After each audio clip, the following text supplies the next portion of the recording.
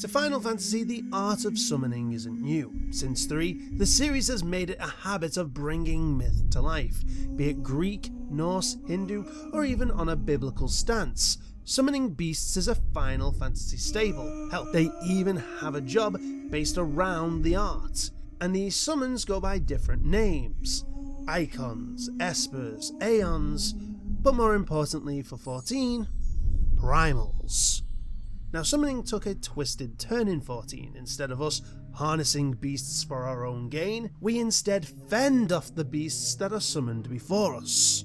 Each tribe of non-humanoid creatures and some humans have a being, idea, or mythos that they pray to, and with enough will and aether, these ideas take form, becoming a living legend. And they make one hell of a boss fight, and it is within this list that I crown the best of these iconic eidolons. Now, we do have some rules. Number 1, they have to be summoned. You see why all primals are summoned? Not all summons are primals. What I mean is, the art of summoning has to have taken place for these to count.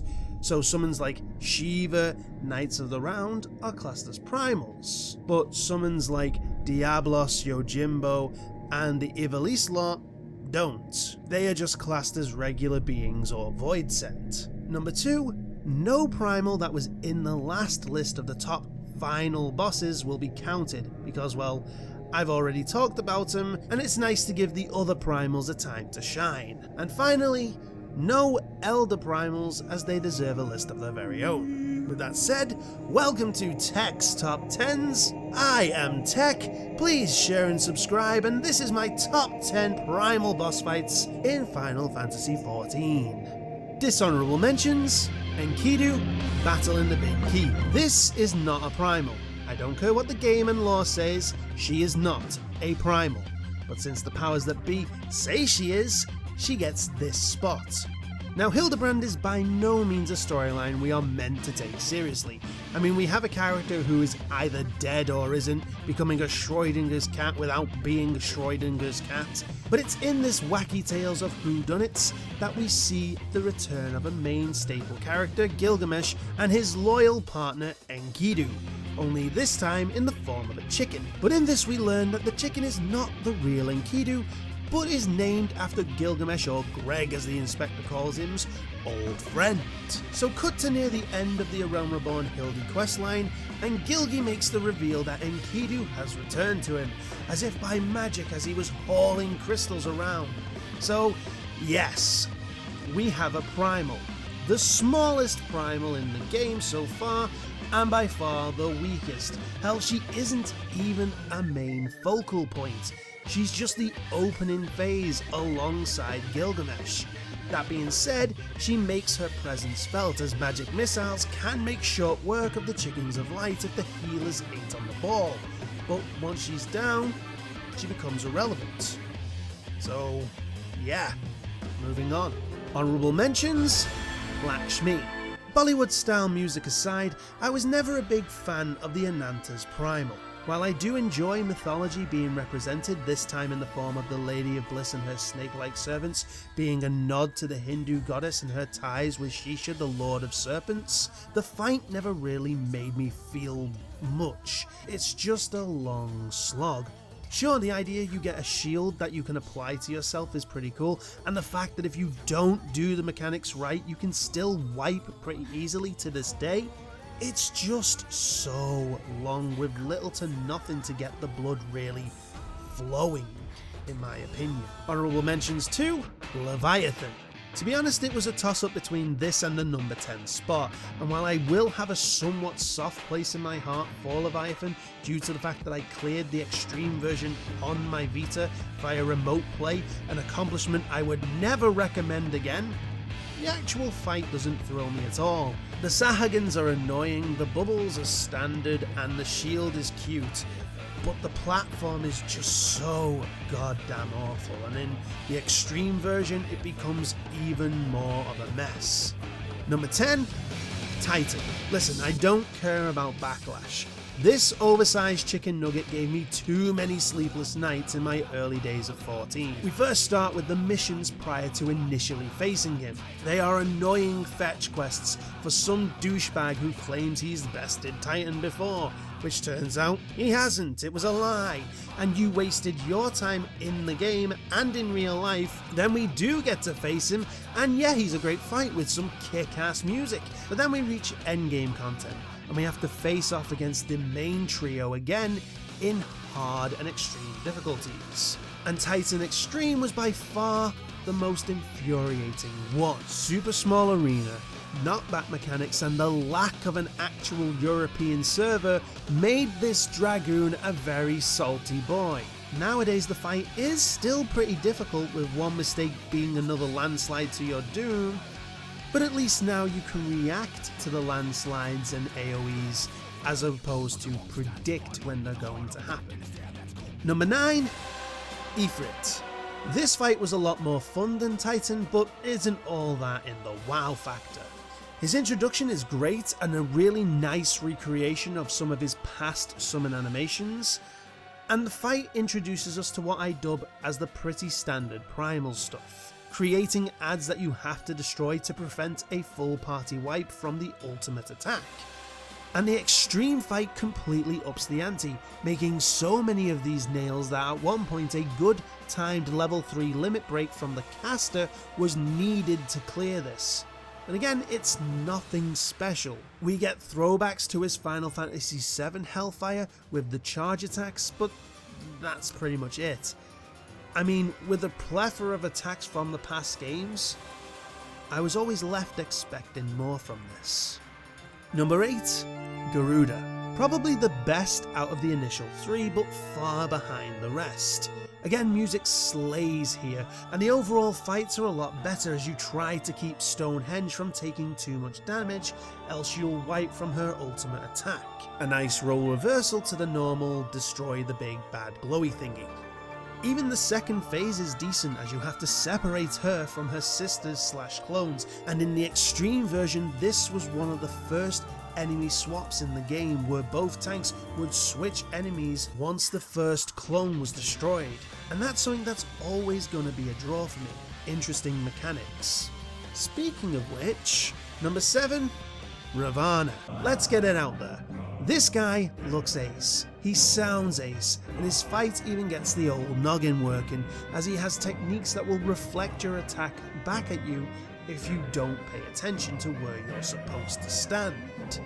Dodging mechanics after mechanics, form change after form change, hell, even the nail phase is unique, destroying butterflies so they don't become swords that will debuff you to the point his ultimate attack will cause the wipe, which is pretty funny if you look at it as this Primal technically has the weakest attack out of all of them, and that he has to actually weaken your defenses enough so he can make a dent. The only downside is that while the mechanics are pretty cool, and hell, the EX version has them cause the debuff stacks that grant Ravana his wipe, making the fight change almost entirely into a floor is actual lava game, it's pretty stop-starty. And at one time this will cause players to lose their core buffs and moves, and yeah, that kinda sours the fight. Number 6, Bismarck. Bismarck as a summon has never really wowed me. It's literally just a whale.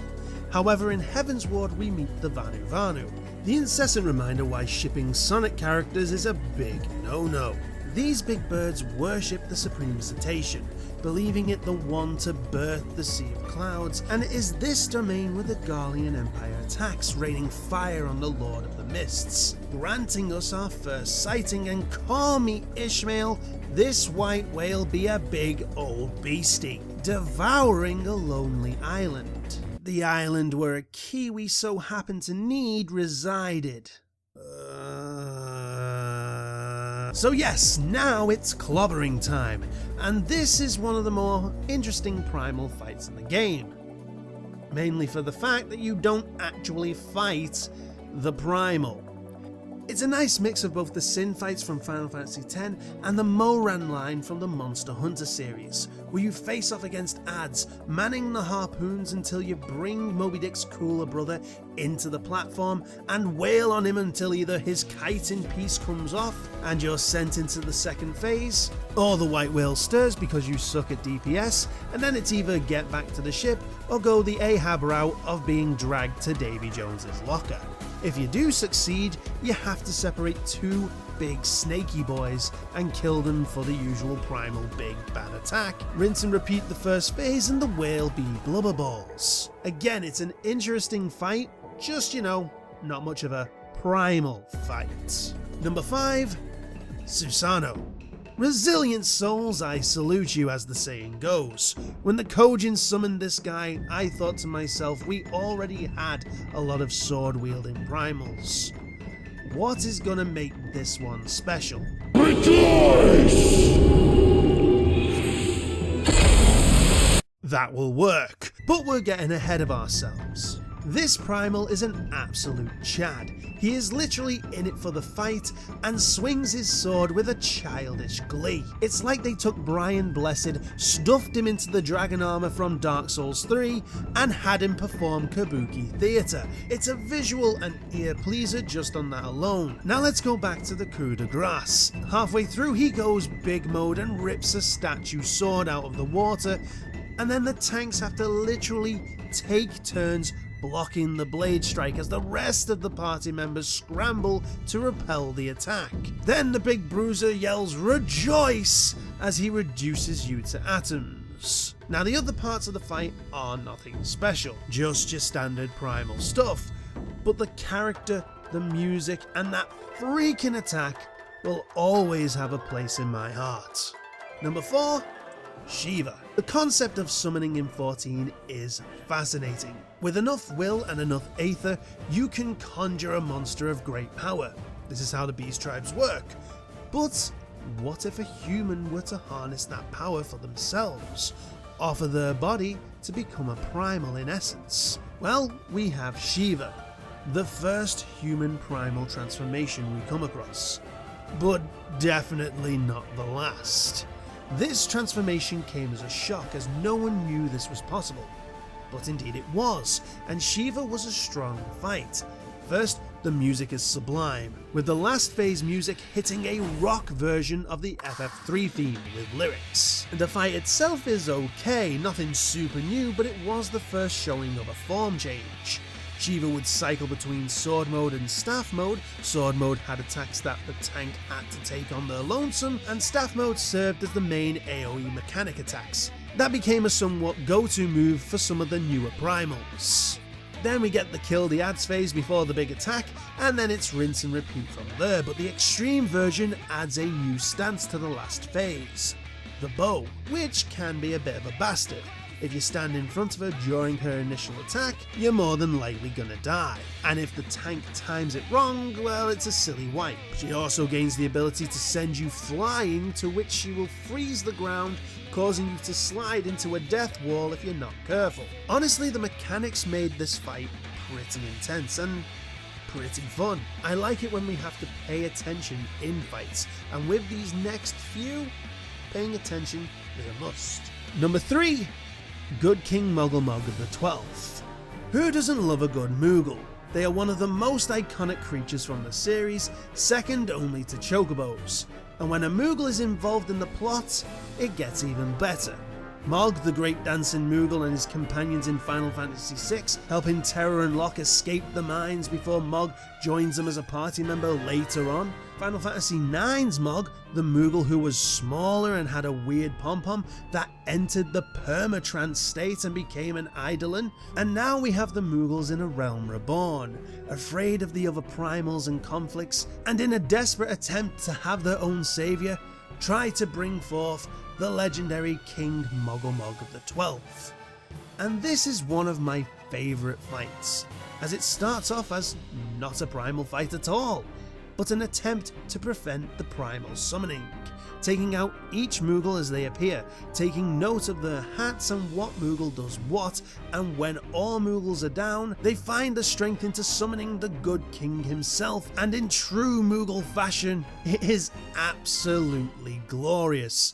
Once the king is out, you then kill off each Muggle as fast as possible in the optimal order, otherwise there'll be a lot of mechanics you don't want, and once you're down to 2, it's pretty much smooth sailing from there. The extreme fight flips the switch though, making that you have to get all Muggles down to extremely low health, so that Mog will give them his own health, all to the lovely tune that sounds nothing like This Is Halloween from Nightmare Before Christmas. And let's not forget about the weapons. Need I say more? Honestly, I've been internally fighting myself over this and second place, but while this is a brilliant fight, I feel it becomes more of a precursor to number 2, Phoenix. Louis Schwa is the grandfather of Alphinaud and Alizé, whom you meet during the story of the original Final Fantasy XIV, aka the one we're supposed to forget about. But forget we not, as it is this Louis Schwa who saved the land from Bahamut after sending you and the other warriors of light back in time or whatever. He faced the Elder Primal in a one last stint. But it was in this that Bahamut took his mind and made him a thrall to serve the Great Worm for all eternity. That is until you start poking around, releasing the binding coils of Bahamut.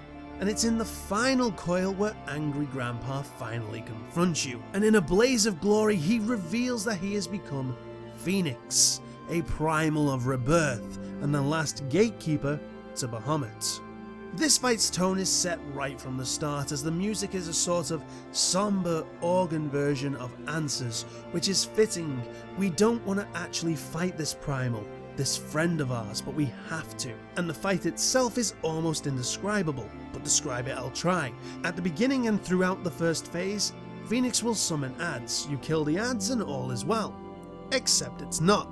Come Phoenix's big attack, Flames of Rebirth, all those adds you killed will be resurrected as a somewhat faux Phoenix, all red like a baby fox. Killing those adds will have the next pulse of flames revive them, only this time they will be bigger, as the music itself changes to a more synth techno style, reminding us that we are in the depths of an Allagan stronghold. Now destroy these adds and we move into what I call the rebirth phase, where Phoenix will conjure up a bunch of Phoenix Eggies that will dive bomb you and add a plethora of mechanics to keep you on your toes. This, combined with a fond, touching farewell to an old friend, makes this an amazing silver medal.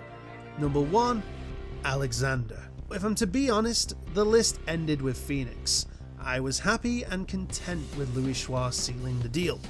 Then I saw that Alexander is classified as a plain Jane regular primal. And I'll be damned if I didn't place one of the best raid boss fights in the game as number 1 here. So ignoring the fact that the actual story is a cluster of wibbly wobbly timey wimey stuff that harkens to the Time Turner from Harry Potter, where everything is sort of a perpetual loop that requires us to go back into the past to create our own frickin' events. Ignore the fact that technically we aren't fighting the exact primal, but the core's last defense protocol in the shape of it. But this fight frickin' rocks. It has so much fun bullshit. Add phases that lead into ultimate attacks, which summons the colossal Alexander into its own core to unleash the final judgment onto its foes. And every time a warrior of light survives an ultimate attack, an Alexander gets its wings, along with the ability to use throw in the fact that you go back in time to become the reason the time stop in the cutscene failed, and oh dear, I've gone cross-eyed. Then add every second phase mechanic and the big boy Alexander in the final phase, and mwah, the ultimate of chef's kisses.